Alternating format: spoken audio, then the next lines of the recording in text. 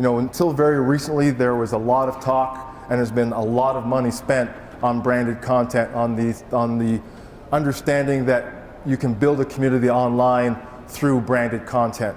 And I want to take you through very briefly a case study done by Douglas Holt in the Harvard Business Review in March of 2016.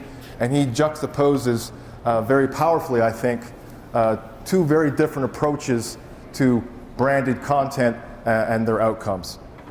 So first, let's take a look at three brands you may be familiar with, you've probably heard of: Red Bull, Coca-Cola, McDonald's. As you can probably imagine, they have a collective spend in marketing in the billions. In all three cases, they spent billions of dollars trying to build communities specifically on YouTube with this understanding, this notion that they would build a community around that content on that platform. And in 2016, Red Bull spent about $1.2 billion building their online community on YouTube. And in return for that investment, they reached 184th in terms of subscriber base on YouTube. So they're the 184th most subscribed to YouTube channel in 2016. And that meant they had 4.9 million subscribers. Sounds pretty impressive. Coca-Cola, with similar spending in 2016, did a whole rebranding of their YouTube presence to build a community around what they called the Coca-Cola journey. And in return for that investment, they came in at 2,749th on YouTube's list of most popular channels based on subscribers, with a subscriber base of 676,000 subscribers. Again, sounds relatively impressive. McDonald's, similar story, spent money we all wish we had to spend on marketing to build a YouTube community.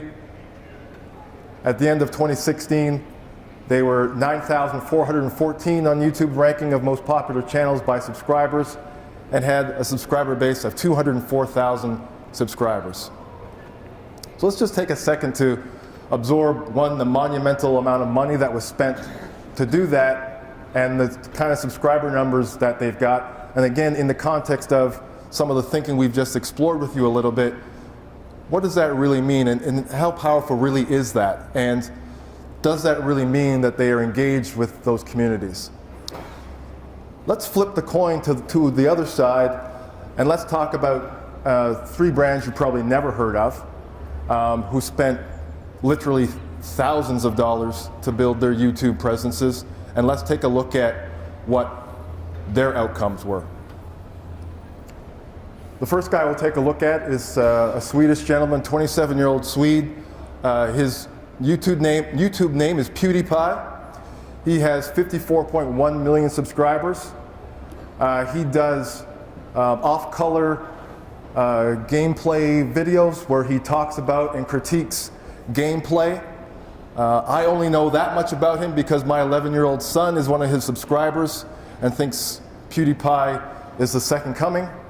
But he does his videos in a room in his basement. I'm sure it's very well equipped, but at the end of the day, it's done with a handheld camera. It's him and a buddy.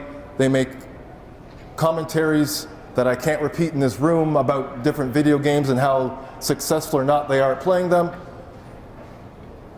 That's what he does.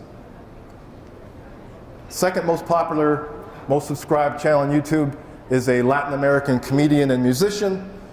He has 31.2 million subscribers.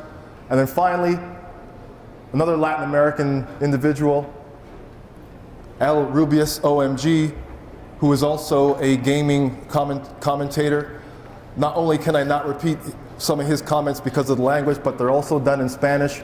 Latin American subscribers is one of the fastest growing segments on YouTube, as an aside.